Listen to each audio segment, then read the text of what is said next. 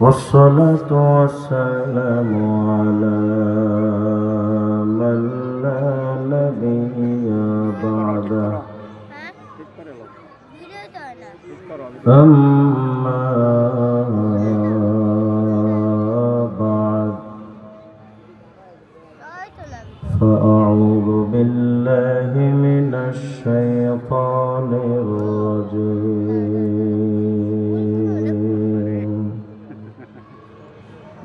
بسم الله الرحمن الرحيم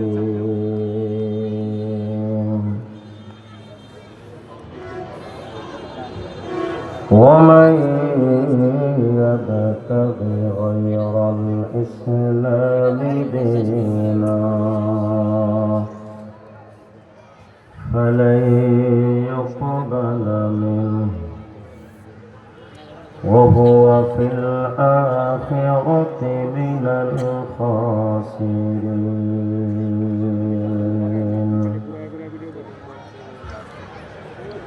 وقال رسول الله صلى الله تعالى عليه وعلى آله وأصحابه والتسليم. لو نزل موسى ثم اتبعتموه وتركتموني لضللتم أو كما قال عليه الصلاة والسلام. محبة الشهد شهد درس يقول اللهم صل على محمد وعلى آل محمد كما صليت على إبراهيم وعلى آل إبراهيم إنك حميد مجيد. اللهم بارك على محمد وعلى آل محمد كما باركت على إبراهيم وعلى آل إبراهيم إنك حميد مجيد. কোনাবাড়ি ওলামা পরিষদের উদ্যোগে দশম আন্তর্জাতিক ইসলামী মহাসম্মেলন 2025-এর মুআজ্জাজ সভাপতি প্রিন্সিপাল হযরত মাওলানা জামাল উদ্দিন ফারুকী হাফিজাহুল্লাহ এবং আজকে মহতী মাহফিলের সম্মানিত আলোচকবৃন্দ, উপস্থিত ধর্মপ্রাণ মুসলমান ভাইয়েরা, পর্দার আড়ালের মা এবং বোনেরা, মহান আল্লাহ রব্বুল আলামিনের শাহী দরবারে লাখ কোটি শুকর যে আল্লাহ তাআলা আপনাদেরকে আমাকে আখিরি নবী হযরত মুহাম্মদুর রাসূলুল্লাহ সাল্লাল্লাহু আলাইহি ওয়াসাল্লাম হুজুরের উম্মত হওয়ার তৌফিক দিয়েছেন। এই জন্য প্রাণ খুলে মহব্বতের সাথে সবাই পড়ি আলহামদুলিল্লাহ।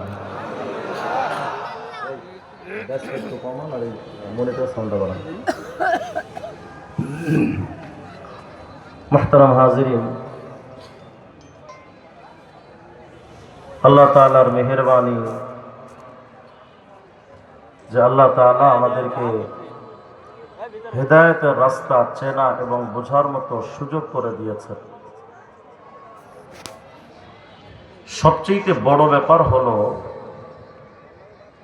আমাদেরকে আল্লাহ তাআলা আখিরি নবী হযরত মুহাম্মদ আরবি আলাইহিস সালামের উম্মত বানিয়েছেন। এটা বিরাট বড় নিয়ামত। এত দামি নিয়ামত অতীতের কোন উম্মাহকে আল্লাহ এত দামি নিয়ামত দান করেন যত দামি আল্লাহ আপনাকে আমাকে করেছে। স্বেচ্ছাসেবক ভাইয়েরা, মাহফিলের দুই পাশে বাচ্চাদের আওয়াজগুলো একটু বন্ধ করা। স্টেজের দুই পাশে বাচ্চারা আওয়াজ করতেছে, এগুলো একটু বন্ধ করা। আল্লাহ তাআলা এত দামি বানালেন। হাফেজ ইমাদউদ্দিন ইবনে কাসির রাহিমাহুল্লাহ তাফসীরের কিতাব লিখেছেন, তাফসীরুল কোরআনিল আযীম ইবনে কাসির, খণ্ড ৮ 443 নম্বর পৃষ্ঠার মধ্যে হযরত আলী ইবনে উরওয়া রাহিমাহুল্লাহর একটা রওয়ায়াত বর্ণনা করেছে। তিনি বলেন, যাকার রাসূলুল্লাহ সাল্লাল্লাহু আলাইহি ওয়াসাল্লাম আরবাআতাম মিন বনি ইসরাঈল। আল্লাহ রাসূল সাল্লাল্লাহু আলাইহি ওয়াসাল্লাম একদিন সাহাবায়ে কেরামের সামনে আগের যুগের উম্মতের আমল সম্পর্কে আলোচনা করছিলেন যে সাহাবীরা জানো আগের যুগের উম্মতরা কত আমল করেছে।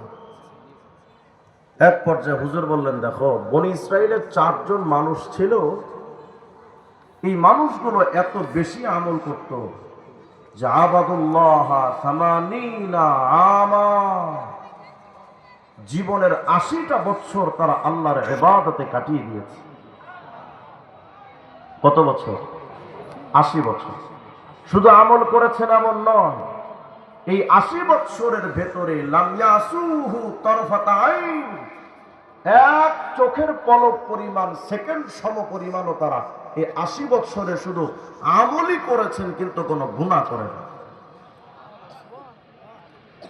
আরেকটা বর্ণনা আল্লামা সুয়ুতী রহমাতুল্লাহ আলাইহি আদ-দুরুল মানসুরের মধ্যে লিখেছেন, খণ্ড 15 335 নম্বর পৃষ্ঠা।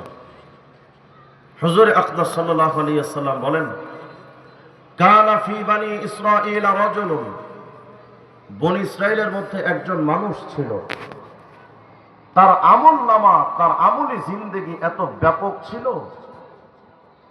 এই লোকটা বেশি সময় নেওয়া যাবে না, 1-2 বার হইলেই তো হয়। এই লোকটা এত বেশি আমল করত, ইয়াকুমুল লাইল হাত্তা ইউসবিহ, তার আমলের সিস্টেম ছিল তিনি সারা রাত তাহাজ্জুদের নামাজে সময় কাটায় দিতেন। সুবহানাল্লাহ, আসতে বললেন। আর সারা রাত তো পড়তেন তাহাজ্জুদ, সুম্মা ইউজাহিদুল আদুওয়া বিন নাহার হাত্তা ইউমসিয়া, সকাল হলে সন্ধ্যা পর্যন্ত সারা দিন তিনি আল্লাহর রাস্তায় জিহাদ করে সময় কাটাতেন। সারা রাত পড়তেন তাহাজ্জুদ আর সারা দিন করতেন জিহাদ। এভাবে করে এই লোকটা ফাফালা যালিকা আলফা শাহর, জীবনের 1000 মাস কাটিয়ে দিয়েছে। আচ্ছা, যারা 80 বছর টানা ইবাদত করলেন কোনো গুনাহ হলো না, 1000 মাস পর্যন্ত যারা আল্লাহ পাকের রাতে তাহাজ্জুদ দিনে জিহাদের সময় কাটালেন, তাদের আমলি জিন্দেগির বিস্তৃতি কত, তারা কত ব্যাপক আমল করেছে। তারাও তো কিয়ামতে নেকির আমল নিয়ে দাঁড়াবে, আপনি আমিও দাঁড়াবো। তাদের আমল নামায় ফেরেশতারা খুঁজে পাবে 80 বছরের টানা ইবাদত, 1000 মাসের টানা ইবাদত, দিবানিশি 24 ঘন্টার ইবাদত। তাদের সামনে যদি আপনার আমার আমল নামা পেশ করা হয়, ফেরেশতারা খুঁজে দেখবে তাদের আমল নামায় শত শত বছরের আমল, আর আপনার আমার আমল নামায় লেখা যে 60 বছর বেঁচে ছিল, কিন্তু এই হারামি 60 বছরে 55 বছরই শুধু হুদা হাকিজ উড়িতে আছে। ঠিক না? আমাদের তো আমল নাই, কিন্তু এতটা সত্ত্বেও আল্লাহ তাআলা এই উম্মার ব্যাপারে আল্লাহর ফায়সালা সূরাতুল আনআমের সূরাত আলে ইমরানের 110 নম্বর আয়াতে আল্লাহ বলেন, উম্মতে মুহাম্মাদি, তোমাদের আমল হয়তো কম, কারণ আমাদের হায়াতের টাইম একটু কম। আগের যুগের উম্মত তো শত শত বছর বেঁচে থাকতেন, শতাব্দীর পর শতাব্দী। আমরা তো এত দীর্ঘ টাইম হায়াত পাই না। আল্লাহ তাআলা বোঝাতে চান, উম্মতে মুহাম্মাদি, তোমাদের হায়াতের টাইমও তো কম, আমলি জিন্দেগিও তোমাদের কম। আগের যুগের উম্মতের মতো এত শক্তি তোমাদের নয়, তোমরা দুর্বল সৃষ্টিগতভাবে, আমল নামায় আমল কম। কিন্তু উম্মতে মুহাম্মাদি জানো, তোমাদের আমল কম হতে পারে, কিন্তু আমি আল্লাহর কাছে কুনতুম খায়রা উম্মাহ, অতীতের সকল উম্মতের চাইতে তোমাদের মর্যাদা আমি আল্লাহর কাছে সবচাইতে বেশি। শুধু তাই নয়, সহিহ বুখারী 6887 নম্বর হাদিস আল্লাহর রাসূল সাল্লাল্লাহু আলাইহি ওয়াসাল্লাম বলেছেন, নাহনুল আখিরুন, আমরা তো দুনিয়াতে এসেছি সমস্ত উম্মতের পরে, কিন্তু হুজুর বলেন আস-সাবিকুনা ইয়াউমাল কিয়ামা, কিয়ামতের ময়দানে জান্নাতীদেরকে যখন জান্নাতে যাওয়ার সময় আসবে, হুজুর আকরাম আলাইহিস সালাম বলেন, এই উম্মত, আমার উম্মত হয়তো দুনিয়াতে এসেছে সবার পরে, কিন্তু আমার উম্মত কিয়ামতের ময়দানে আল্লাহ তাআলার জান্নাতে যাবে সবার আগে। আচ্ছা, এই যে ফজিলত এবং সম্মান আপনি আমি পেলাম, অনেক আমল করি এজন্য তো, তাই না? আমলের কারণে, ইলমের কারণে। যদি বুঝেন তো বলেন তো কিসের কারণে? হ্যাঁ, আখিরি নবীর উম্মত হওয়ার কারণে। তো যেই নবীর জন্য আপনি আমি এতটা দাম পেলাম, আশ্চর্য ব্যাপার হলো এই উম্মত সেই নবীকে দাম দিল না। উম্মতে মুহাম্মাদের মাথা থেকে পা পর্যন্ত তাকাইলে নবীর সুন্নাহ এদের মধ্যে খুঁজে পাওয়া যায় না। এরা এখন নবীর সুন্নাহ মেনে মাথায় টুপি দেয় না, চুল কাটে মেসিয়ান নেইমারের মতো, দাড়ি রাখে বিধর্মীদের স্টাইলে, হুজুর আকরামের সুন্নাত তরিকায় দাড়িটাও রাখে না, ব্যক্তিগত জীবনে ও আওয়ামী লীগ করে, বঙ্গবন্ধুর মতো শরীরে কোট লাগাইতে পারে, কিন্তু উম্মতে মুহাম্মদী হয়ে নবীজির সুন্নাতি আদর্শের পোশাক ও শরীরের মধ্যে সে লাগালো না।